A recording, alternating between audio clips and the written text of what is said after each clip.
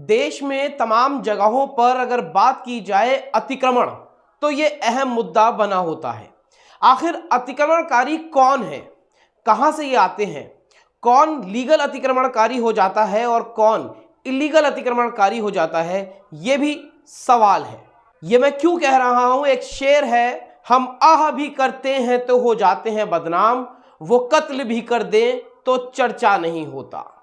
ये सटीक शेर जो है वो बैठता है गरीब अतिक्रमणकारी और अमीर अतिक्रमणकारियों के ऊपर। सोशल मीडिया पे तमाम ओल्ड लाजपत राय मार्केट के जो वीडियोस हैं, इंटरव्यूज हैं, मार्केट एसोसिएशन ने दिए हैं, वो तमाम सोशल मीडिया पे दिख रहे हैं। हमारे पास भी कुछ क्लिप्स आई जिसके आधार पे हमने एनालिसिस किया और जब गुप्त सूत्रों से कई चीजें पता चली तो अपने आप में कई सवाल खड़े करती है। कैसे प्रशासन को गुमराह किया जाता है और खुद जो उजड़ के आए थे आज वो दूसरों को उजाड़ने की बात कर रहे हैं।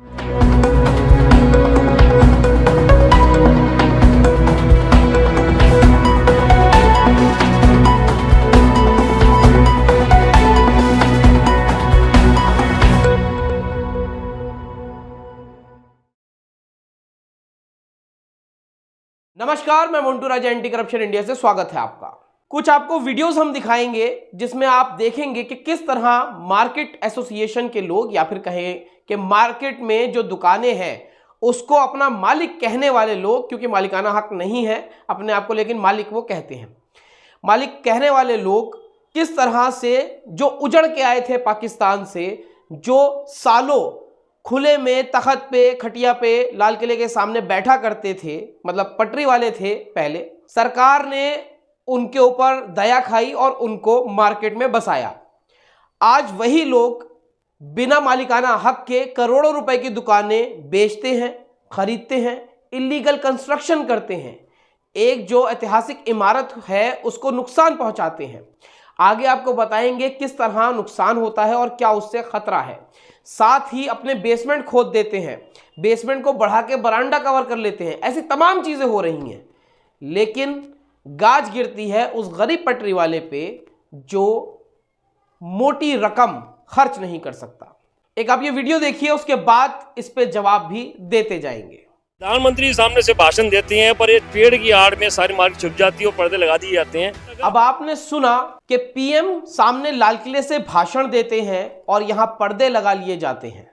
तो भाई साहब, पर्दे तो दुकान के जो ओनर अपने आप को कहते हैं वो भी लगाते हैं जब वो इलीगल कंस्ट्रक्शन करवाते हैं। उसके बाद सेम लाल रंग की पुताई करवा दी जाती है और उसे ढक दिया जाता है। अब ये किसकी साठगांठ पे होता है, कितना मोटा पैसा खिलाया जाता है या क्या कुछ इसमें गड़बड़ चल रही है, ये पर्दे वाली कहानी तो आप लोग भी करते हैं। शरणार्थी पाकिस्तान से उजड़ के 47 में आए, क्या उनके लिए हिंदुस्तान में एक भी कानून नहीं है जो हमें मालिकाना हक दे सके? भाई साहब ने कहा कि हम पाकिस्तान से उजड़ के आए थे, क्या देश के अंदर कोई भी कानून नहीं है जो हमें मालिकाना हक दे पाए? बिल्कुल आप सही कह रहे हैं, आपको मालिकाना हक मिलना चाहिए। आपकी पीढ़ियां बीत गई हैं, लेकिन आप उजड़ के आए थे तो आज आप दूसरों को उजाड़ने की बात क्यों कर रहे हैं? मालिकाना हक तो आप भी पटरी वाले ही थे, जो आप रेडी पटरी वालों के लिए, आपके लिए कानून नहीं है। लेकिन आपकी जानकारी के लिए बता दूं कि 2014 में स्ट्रीट वेंडिंग एक्ट बना है जिसके तहत तमाम पटरी वालों को अधिकार दिया जाता है। देश के प्रधानमंत्री मोदी जी लोन देते हैं और कहते हैं कि अपना जो कारोबार है वो आप कीजिए।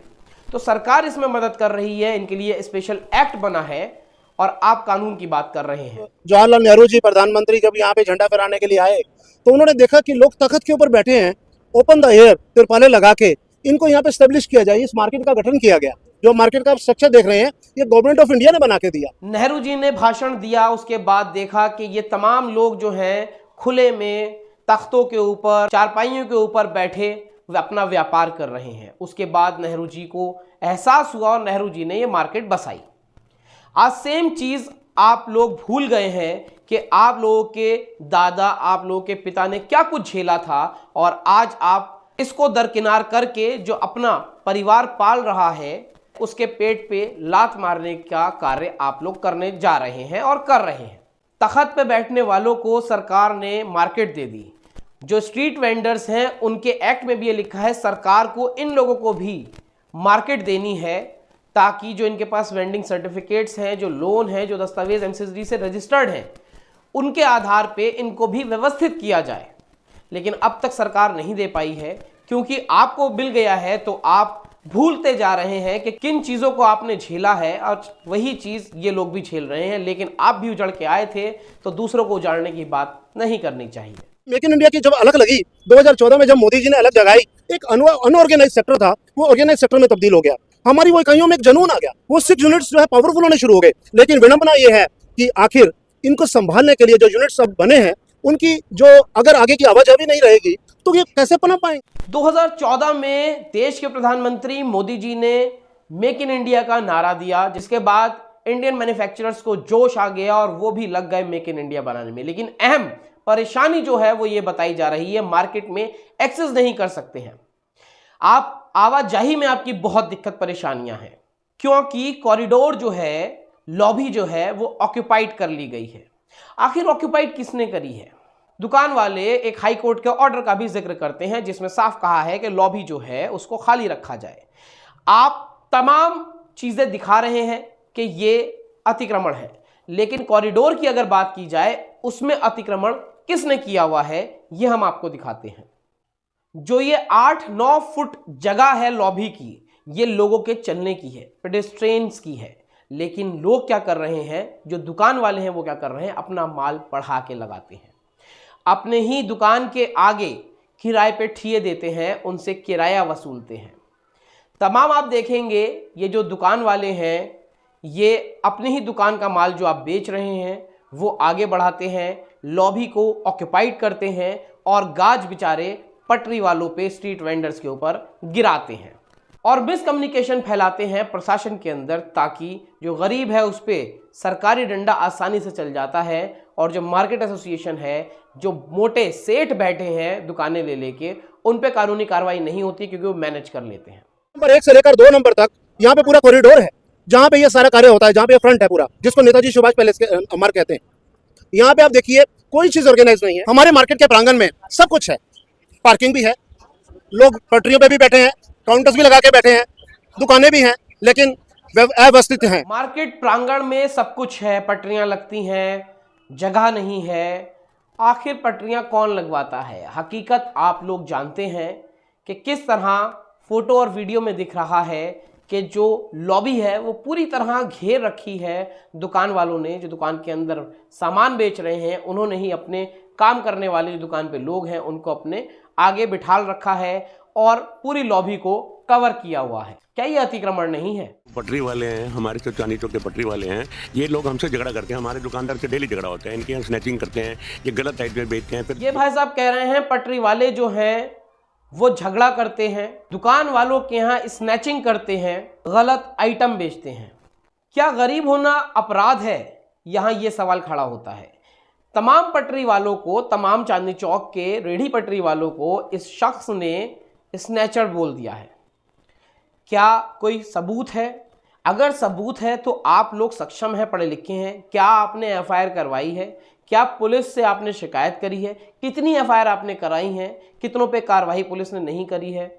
क्या एक पटरी वाला दुकानदार को टक्कर दे सकता है रुपए पैसे में? सवाल यहाँ ये है, क्योंकि वो गरीब है इसलिए कोई उसकी इज्जत नहीं है। मानव अधिकार तमाम लोगों को सामान्य अधिकार, सामान्य राइट्स की इजाज़त देता है, लेकिन ये अमीरी और गरीबी का जो फ़र्क है वो गरीब को कीड़े मकोड़े बना देता है।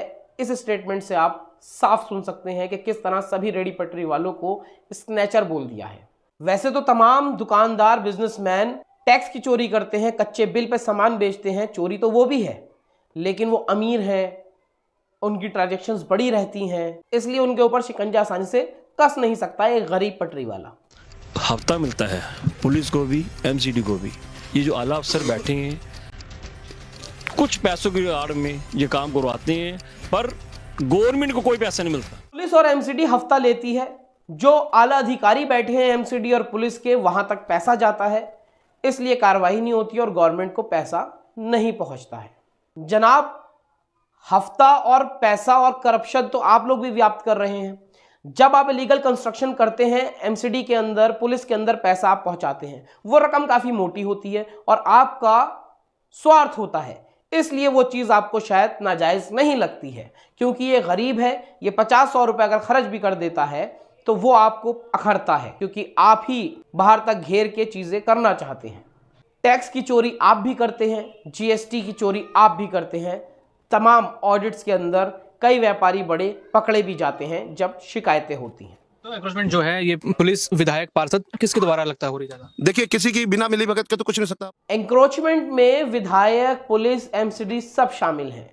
तो जो इलीगल कंस्ट्रक्शन की जाती है उसमें कौन कौन शामिल होता है ये भी बताना चाहिए। थैला लेके जा रहे हैं, उसमें कैश नीचे से ब्लेड मार दिया, और लोग कौन करने वाले? यही पटरी वाले लोग हैं, यही करते हैं क्राइम। थैले पे ब्लेड मार के जेब काट ली जाती है, पैसा निकाल लिया जाता है। वैसे कमाल की बात है, शॉपकीपर्स को सब पता है, सीसीटीवी कैमरे भी लगे हैं कि कौन जेब काट रहा है, कौन पैसा लूट रहा है। उसके बाद भी शॉपकीपर्स ये होने देते हैं। आपकी भी ड्यूटी बनती है कि अगर कुछ गलत आप देख रहे हैं उस पर अंकुश लगाने का प्रयास करें, पुलिस कंप्लेंट कराएं, एफआईआर कराएं और व्यक्ति को जेल की सलाखों के पीछे भिजवाएं। लेकिन आप लोग भी ये होने देते हैं, तो बराबर की हिस्सेदारी कहीं ना कहीं आपकी भी होती है। क्योंकि मुझे नहीं लगता कि लाल किला जो कि इतना सेंसिटिव एरिया है उसमें इस तरह की गतिविधि हो रही है और पुलिस कुछ नहीं कर रही है। हम दुकानदार जो हैं वो पटरी वालों से गए गुजरे हो चुके हैं, वो हमारे पे इतने ज़्यादा हैवी हैं, अगर हम उनको हटाना चाहते हैं वो हमारे को धमकियां देते हैं, हमारे पे कोर्ट केसेस करते हैं, या हमारे पे, मैं खुद इस बात का हूँ कि मैंने पटरी वालों के लिए आगे होकर करा। मैं वाइस प्रेसिडेंट हूँ कोल्ड लजपत मार्केट का, मेरे साथ पूरी एसोसिएशन खड़ी थी, उसके बावजूद मैं 1 साल से कोर्ट में बार बार बुलाया जाता हूँ। दुकानदार पटरी वालों से गए गुजरे हो चुके हैं, पटरी वाले धमकाते हैं, कोर्ट केसेस करते हैं। एक चीज समझ नहीं आती है, क्या पटरी वाला किसी करोड़पति व्यक्ति को धमका सकता है? क्या बिना किसी कारण वो कोर्ट कचहरी में ढकेल सकता है या ला सकता है? कोर्ट के अंदर एप्लीकेशन मूव करी जाती है जिसके बाद मामला बनता है। कोई तो कारण होगा कि ये जो शख्स है 1 साल से परेशान है, कोर्ट ने कुछ तो देखा होगा, कोई तो सबूत ऐसा रहा होगा कि कोर्ट ने मामले को डिसमिस नहीं किया। कोर्ट में मामला चल रहा है, कुछ तो किया होगा जिस वजह से कोर्ट के अंदर कितना मजबूर है गरीब पटरी वाला दुकानदार को लेके जा रहा है। आखिर वो कौन सा कारण है जिस वजह से एक दुकानदार जो है वो कोर्ट के अंदर एक पटरी वाले की वजह से जा रहा है। जो चीज आपको 5 रुपए की मिल रही है आपको 2.5 रुपए की दे रहे हैं। भाई तू 2.5 की कहां से देगा? हम 4.5 वाली चीज 5 में बेचते हैं, तू 2.5 की कैसे दे देगा? ये तो अब ऊपर वाला जाने कैसे देता है, कहां से माल आता है, किधर से आता है, कहां से चोरी करके लाते हैं। और जब दे देते हैं माल, उसके बाद पता चलता है कि माल गलत है, उसके बाद जब वो वापस करने आता है व्यापारी, उसको मारना चालू कर देते हैं। 5 वाली चीज 2.5 रुपए में बेचते हैं। अब यहां पे भी एक बड़ा सवाल है कि जो माल दुकान पे 5 रुपए का बिक रहा है, शख्स ने कहा कि वो 5 वाला माल 2.5 रुपए में बेच दिया जाता है उन्हीं के दुकान के बाहर। तो जब चोरी का माल आपको पता है कौन बेच रहा है, उसको तुरंत गिरफ्तार कराइए। उस पर मैन्युफैक्चरर्स भी लिखे होते हैं किसका माल है, कौन बना रहा है। तो ये सब कुछ आप होने दे रहे हैं। इनका साफ तौर पे आरोप है कि ये रेडी पटरी वाले जो हैं ये दुकान से चोरी करते हैं और माल बेचते हैं। तो जब आपको पता है आपकी दुकान से चोरी हो रही है, सीसीटीवी सभी ने लगाए हैं, तो कितनी एफआईआर आपने दर्ज कराई है और कितने लोगों को गिरफ्तार कराए, ये सवाल यहाँ उठता है। तो पटरी के कारण और एक ऑनलाइन के कारण भी कस्टमर मार्केट से कटता जा रहा है। पटरी के कारण और ऑनलाइन जो सामान बिक रहा है उस कारण कस्टमर यहाँ कम हो रहे हैं। कैसी बात कर रहे हो भाई साहब? एक पटरी वाला, आप लोग तो मैन्युफैक्चरर्स हो, करोड़ों की फैक्ट्रियां हैं आपकी, वो माल आप करोड़ों लाखों रुपए का बेचते हो पूरे हिंदुस्तान में। ऑनलाइन आपका सामान भी अवेलेबल होता है, आप होलसेलर भी हो। तो एक पटरी वाला कैसे आपको हैम्पर कर सकता है, किस तरह वो करोड़ों का व्यापार सड़क पे बैठ के कर सकता है, ये जांच का विषय है। अगर ऐसा है कि एक पटरी वाला करोड़ों की चीज बेच रहा है सड़क पे बैठ के, तो इनकम टैक्स, जीएसटी वालों को तुरंत संज्ञान लेना चाहिए।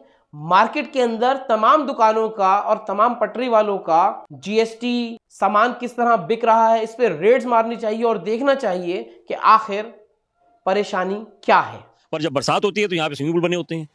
जब हल्की सी बारिश हो जाएगी यहाँ पे हर दुकानों की बेसमेंटों में पानी भर जाएगा और आप देखेंगे कि 90% दुकानदार लोग मोटरें लगाकर अपना माल जो खराब हो रहा है बाहर फेंक रहे होते हैं और मोटरें लगाकर पानी निकाल रहे होते हैं। सबसे बड़ी बात है पानी की निकासी नहीं है। कहा बेसमेंट में पानी भर जाता है बारिश होने के बाद। ये दुकानें हैं इसमें बेसमेंट के लिए ये नहीं बनी थी, बेसमेंट लोगों ने बनवा लिए हैं किस तरह साठगांठ करके। बेसमेंट की भी जांच होनी चाहिए, आर्कियोलॉजिकल सर्वे वालों को बेसमेंट चेक करना चाहिए, ईंटों के सैंपल लेना चाहिए। जब मंदिर मस्जिद को लेके खुदाई हो सकती है तो मार्केट के अंदर जो बेसमेंट बने हैं उनकी ईंट का भी सर्वे होना चाहिए।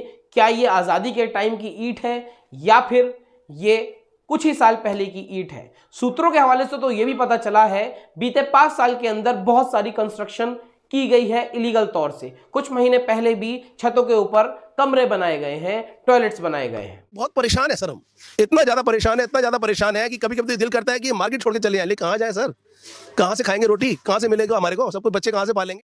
तो तमाम इस तरह की चीजें लोगों ने कहा है, लेकिन अहम बात यह है जो लाल किले के सामने ये ओल्ड लाजपत राय मार्केट है, इस मार्केट में आपको हम दिखाएंगे कि किस तरह इंक्रोचमेंट हो रखी है। देखिए आप, ये सारी इंक्रोचमेंट आपको दिखेगी और किस तरह कंस्ट्रक्शन छतों के ऊपर इन्होंने किया है और बेसमेंट खोदे हैं वो भी आपको बताएंगे, और ये कितना हानिकारक हो सकता है। दरअसल ये एक हेरिटेज इमारत है, इसमें कंस्ट्रक्शन अलाउड नहीं होता है, लेकिन साठगांठ करके ये कंस्ट्रक्शन करते हैं और कंस्ट्रक्शन करने के बाद किस तरह ये जानलेवा भी हो सकता है। कई बार जो छत है उसके पप्पड़ भी गिरे हैं क्योंकि ओवरलोड हो जाता है, सीलन चली जाती है। तो ये तमाम जो है जांच का विषय है। आपको क्या लगता है, दोनों ही अतिक्रमणकारी हैं? एक वो अतिक्रमणकारी हैं जिनके लिए एक्ट बना है, देश के प्रधानमंत्री नरेंद्र मोदी लोन दे रहे हैं, सर्टिफिकेट्स एमसीडी से बनवा के दे रहे हैं अपनी फोटो के साथ। एक वो अतिक्रमणकारी हैं जिनको अभी मालिकाना हक नहीं मिला है क्योंकि वो भी उजड़ के आए थे, आज वो उजाड़ने की बात कर रहे हैं। उनको बिना मालिकाना हक मिले भी वो करोड़ों की दुकानें बेचते हैं, खरीदते हैं, जो कि अवैध है। तो असली अतिक्रमणकारी कौन है? ये पटरी वाले हैं जिनके पास लाइसेंस है एमसीडी के, या फिर ये दुकान वाले हैं जिनको अभी तक मालिकाना हक नहीं मिला है और गरीब के पेट पे लात मारने की पुरजोर कोशिश की जा रही है और मैनिपुलेशन किया जा रहा है अधिकारियों के सामने। आप क्या कुछ सोचते हैं? अपनी राय प्रतिक्रिया कमेंट द्वारा जरूर साझा करें। अगर चैनल को सब्सक्राइब नहीं किया अभी तक, सब्सक्राइब, लाइक और शेयर कर लें। एंटी करप्शन इंडिया न्यूज को आप फेसबुक, इंस्टा, ट्विटर पर फॉलो कर सकते हैं। अगली अपडेट के साथ आपके समक्ष फिर प्रस्तुत होंगे।